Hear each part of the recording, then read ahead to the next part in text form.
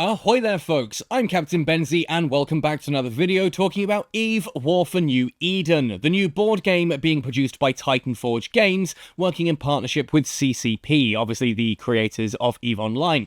Now, I've already covered this board game at length on this channel. I've done a full review, I've talked about some of my favourite cards in it, we've talked about the Kickstarter, and a load of the other things that are coming. So why am I talking about this again today? Because I'm sure some of you are sick and tired of seeing this, some of you I know are very, very excited to get your hands on this game. And ultimately, that's the reason I want to have this conversation with you today, because we are 6 days left to pledge, which means if you haven't pledged to support the game yet, now is your final chance. You've got less than a week now to get in on this, to get reduced price copies of the game, plus all of the expansions. So what I want to do today is talk about the latest updates, what we now have coming in addition to the base box, because we now know basically everything that you're going to get if you are pledging to support. So kind of consider this a buyer's guide. If you've already pledged, obviously you can change your pledge to add in and take out bits based on what we're going to talk about here.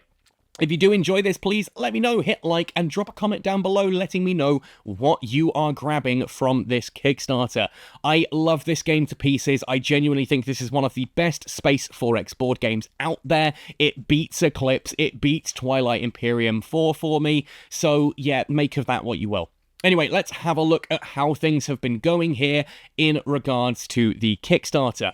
So straight up, we had an original goal of 42,684, whatever that works out to in euros. I know that looks a bit of a random number. It's because the original thing is in euros, but Kickstarter shows me in pounds. We have reached a 384,500 amount of pledge so far.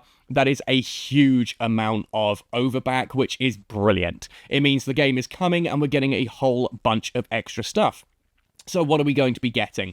Now, I'm going to go into the updates section here and just quickly showcase some of the new bits that are being added, and we're going to go through like a full breakdown of everything.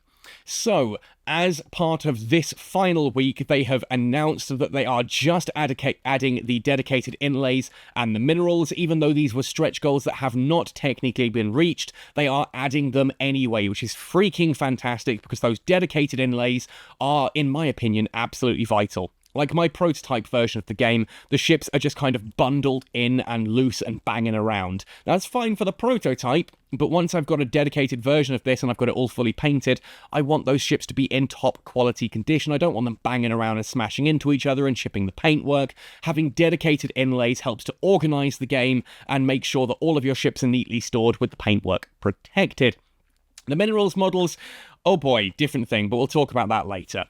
They've now added 2 new add-ons, which are going to be available here as things that you can add in to your pledge if you haven't already. The combat mat is the first one. A lot of people mentioned they didn't like the fact that when combat happens, you take the ships off the central point that they have connected at, off the system that they have met at, and you move them to the sides of the board. Instead, they wanted a dedicated combat mat that kind of puts everything right front and center, and that's what they've done. This looks to be a neoprene mat, I think. Does it actually say here? It's mobile, you can move around the table and compact. It'll fit between player areas and can be stored in the box for the rest of the components. The mat can be especially useful in endgame showdowns where you go heads up and every last detail demands to be right in front of you.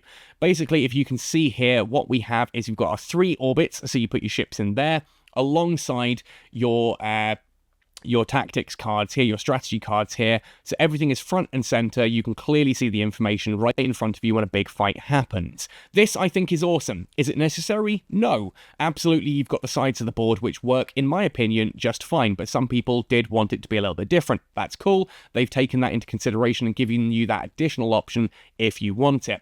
Then we have the Succession expansion. This is a new thing that has just been added. Basically, a lot of people have asked, is there much difference between the different empires? And the answer is yes and no.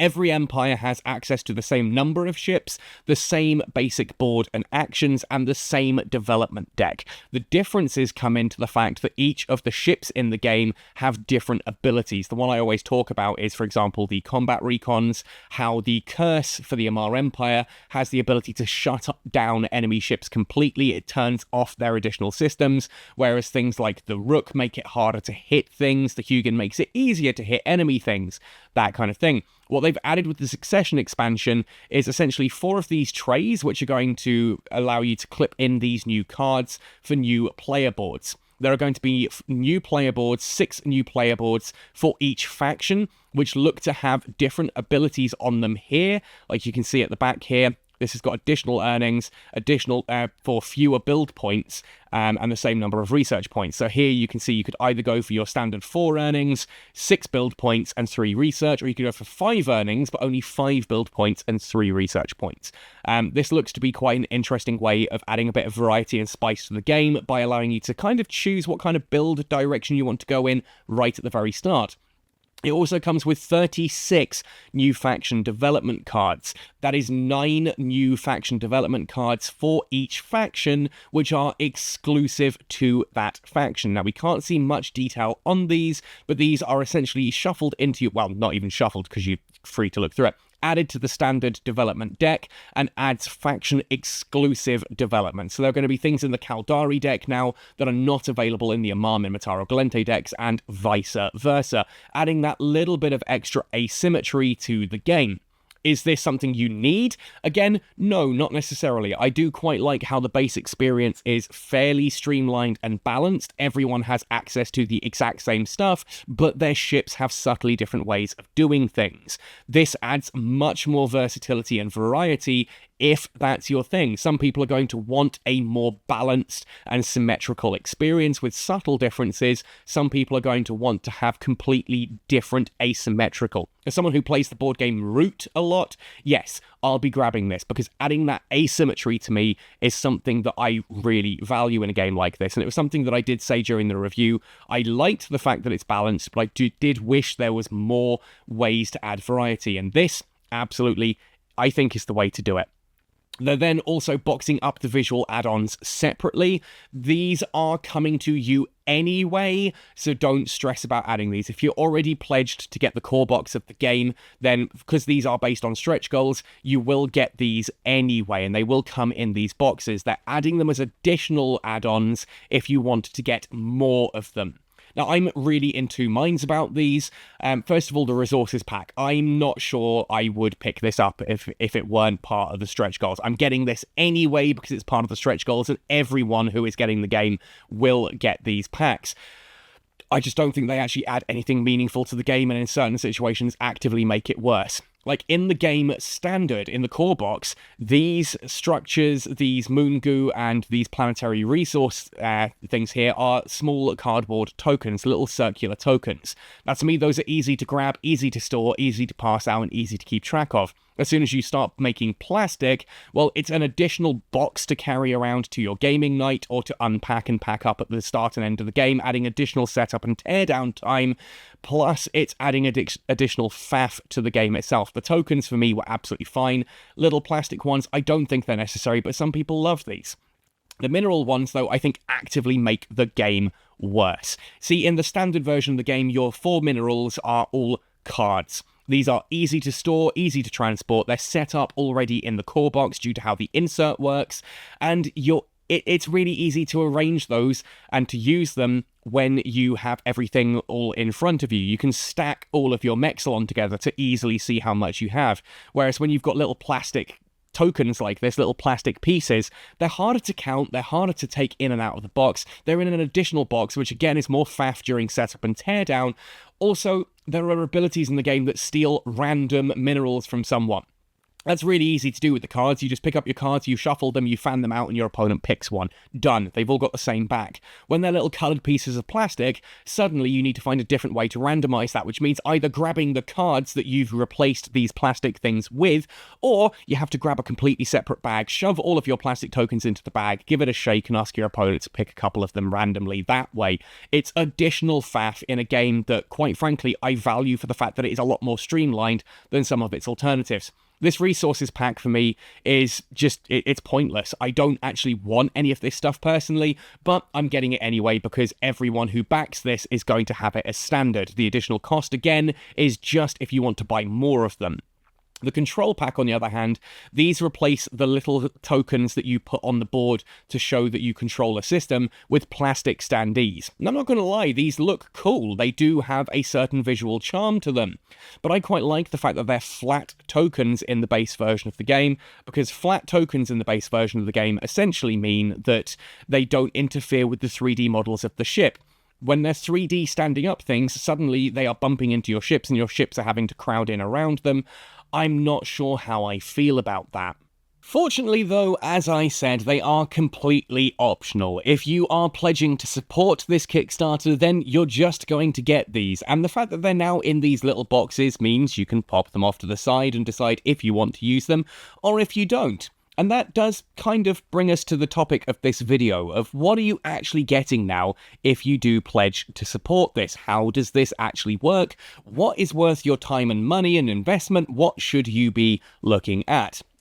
So let's jump here to the main page and talk about what everything else is. Now, again, I'm going to assume that you've made it this far into the video. You're familiar with my review and some of the other content that I may have put out about this. But if you haven't, do go check that review if you're on the fence about whether or not this is a decent game. I'm not being paid by Titanforge or CCP to talk about this now, by the way. It is just, I really enjoy this game and I do want to see more people enjoying it. Check that review. Let me know what you think.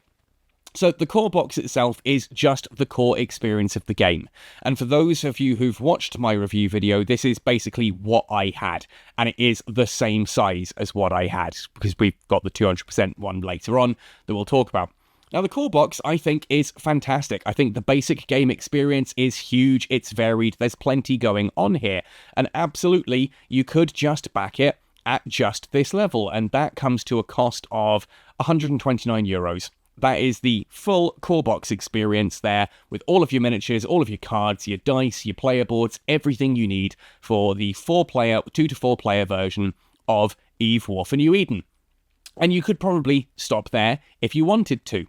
We then have the expansions, the Titan expansion, which is going to extend the length of the game, give you new victory point conditions for building Titans and being able to use those in battles. There's a lot of cool stuff to look at this one. For me, this is kind of the, it's nice to have, but I don't think I would pony up for this separately personally, because I'm not a big fan of Titans. But if you want a bigger, longer game with bigger ships on the board, well, yeah, it's going to be a no-brainer. On the other hand, the Havoc expansion absolutely, I think, is worth it. This works in a 3 to 5 player game. It adds an additional player. From what I gather, you do still need to have the 2 players for the base game, and then the third player plays the pirates in the middle, because they are sort of asymmetric, and they have their own victory conditions by corrupting systems rather than doing the main stuff that you see in the base version of the game. But this means that if you're playing with 3 players, you can add the pirates in. If you've got a 5th player, you can now have your 4 players from the base game and the 5th player for the pirates. And to me, that's worth it. That is a really nice additional bit going on there. We then have the Azariel. Basically, if you're going to do the Titan expansion and you're going to add in the Havoc expansion for the pirates, you may as well get the Pirate Titan as well. It's as simple as that. Then we have the Succession expansion box. This is the one that is adding the new player boards alongside the additional faction development cards. And honestly, I really think this one's going to be worth it for a lot of people. I don't think it's necessary, but I think it is going to sort of work to, what some people are looking for in the game. So your basic Capsuleer pledge, €129 for the core game, and all the stretch goals. We should have a look at the stretch goals to start with now. We'll talk about the other bits in a moment. This means with that basic pledge, You're also going to be getting the component models, the new system tiles, the extra event cards, the moon and planetary materials, the control flag models, the dedicated inlays, and the minerals models. You're also going to be getting, because we all are getting it, the extra Kickstarter exclusive Keepstar. So if you're pledging the basic core game, you're getting the complete core game contents, plus the Keepstar, plus all of these little component models, moon and planetary, control flags, dedicated inlays, and mineral models. Now, as I said, for me, the dedicated inlays are the only thing I really care about that are extras. The thicker cards, dark event cards, all that's really nice as well, I'm not going to lie, but we're sort of on the sides of that. Then you have your Veteran Pledge. Now, the Veteran Pledge is the core box, it is the Havoc expansion, the Titan box, and the Azariel. If you want to use the Havoc and the Titan expansion, this is worth getting because of the amount of money that it saves you. Again, you'll get all of those stretch goals as well in there. So you'll get the pink Keepstar and all the tokens and little pieces and things that we've talked about earlier there as well. Now, the Capital Pledge is the bit of the unusual one. This is the core box, but double the size. So look at the size of stuff in the video that I made, and then double everything. This thing is huge, absolutely huge, and I think it's bonkers. Some people are going to love this, but I personally just do not have the table space to actually break this out. The box is ridiculously big. The game itself is ridiculously big, and I would never use this, personally. That said, if you've got table or space for it, or you're just kind of a mad collector, it could be fun for you. I'm not going to tell you what's fun for you. Just for me, this is not something I would personally grab. But then looking at the add-ons. So imagine, for example, you just want to go for the Capsuleer Pledge, $129, 129 euros. That is getting you the core game, all the stretch goals, and the EVE Online starter pack. You can then add on the other bits manually. So perhaps you only want the Havoc expansion. Rather than paying the $229 or whatever it was for the Capsuleer Pledge, the Veteran Pledge, sorry, you could just go for the Core Pledge plus the Havoc expansion. That is going to be a cheaper way of doing it and getting yourself just the core game, plus all of the extras from the stretch goals, etc., and the Havoc expansion. And honestly, if you kind of want the ultimate experience without going for all the extras, that's the way I would do it. There are going to be some people who want the Titans, and if you go for the Havoc and the Titan, you really do need the Azariel expansion as well. Why is this separate? Because if you just want Core and Havoc, then you can just go for that and not worry about Titans. If you don't want Havoc, you can just go for the Core and Titans, and you don't need to worry about the Azariel. So in both those situations, the Azariel box is unneeded. The Azariel only matters if you go for both of these, then you'll need that as well. Then what about the additional extras? The combat map? Honestly, I think it's nice, and it's the Crucible, which is one of my favourite pieces of Skybox in the game. I love that nebula. I would probably grab this as well, personally. If you've got unlimited funding, it's definitely not necessary, but it could be nice to have, just to give you that little extra visual aid in regards to combat. I do think what the basic board does work perfectly sufficiently, but you might want that extra. The Succession expansion, I really like this. Adding in additional player boards and the additional development cards does add a lot of versatility and replayability to the game. Again, if you have the cash, I think that is probably one of your better purchases. Even if you don't decide you want the Havoc expansion, Succession is going to add a lot of extra replayability just to the core box. Then add the Titans on if you really just want to stick with the core box experience. It's different ways to do different things. Like for me, personally, I would probably go core game, Succession, Havoc, Titan. That's going to be my preference of order of doing these things. But other people are going to get different things. Some people are going to want the pirates more than versatility in the base game, and that's fine. But I think if you wanted a really good spread, going core game and Succession is a really solid start. That gives you a lot of additional replayability over just the core game. From there, the Havoc, I think, adds a nuanced way of playing the game. It gives you the option of a fifth player, and it adds some more asymmetry to the game. Then, if you're really wanting to go all in, then you add the Titan and the Azariel on top of that. I am grabbing the Veteran Pledge anyway, so I'll be getting all of this. And I will be throwing all of these in as well, because I'm mad for this. The only thing I really don't want is the double size stuff, right? Extra dice set. Entirely up to you. This is using proprietary dice. Therefore, if you do want to have a little bit of extra safety, or just have an extra set of dice so that if you lose one, it's not a train smash, or you can have multiple dice across the table. Ow, I just punched the desk. Multiple dice across the table to stop people having to share and pass them around. That could be worth it for you. The dice tray, again, it's a nice optional extra. Not everyone likes dice trays. I do. An EVE Online branded dice tray, yeah, sure, worth it. An extra Keepstar, don't think it's really worth it for me. We're all getting one of these anyway as part of the pledge. The shape of the base is designed to help you essentially get your, to get under the tiles and help you pick up the tiles off the table to flip those over, which I think is a really nice addition. The control pack and the resources pack, again, we are getting these as part of the basic pledge. These will come whether you buy them additionally or not. This is the price if you want an extra control pack or an extra resource pack. And in my opinion, these are both so extraneous and actually denigrate the game experience. I don't think I'd go for them. I prefer the cardboard tokens for all of these. The cardboard tokens and the cards, I think, do a better job than big plastic chunky things. But again, that's my opinion. I don't want to detract you from what you want. The structure set. Again, this is one I'm in two minds about for the very same reason as the system control. In the core version of the game, the structures are hexagonal shaped cardboard tokens that slot into the slots and let you know that those stations are there. Having 3D models on the surface looks really nice because it makes it very visual which systems have these in. The flip side to this is they are now three-dimensional things that come off the base and are going to thus give you less space to work with your ships. The cardboard tokens, if you've got a golem, for example, golem has a wide wingspan, that model. If you have a golem on a tile, then those wings are going to be over the top of the little cardboard tokens. They don't interact with them. They don't get in the way of each other. These structures are going to make it harder to fit a golem into a system hex, just for the nature that you've now got this big lump of plastic there. That said, I do kind of want to get these and paint them. I think they could be great fun, even if I probably won't use them in all of my games, just because building and painting them, I think, is going to be fun. On the subject of building and painting, the collector's boxes, completely additional. You do not need these to play the game. In fact, all these are is one of each of the ships upscaled to 200% for display and painting purposes only. You're not going to be able to use these in the game. These are just something that will sit on your shelf. And if that's what you're looking for, awesome. It's a great little thing. I would love to get the Minmatar one just to paint these ships up and have them as display pieces. That said, would I pay additional cash for them personally? Maybe.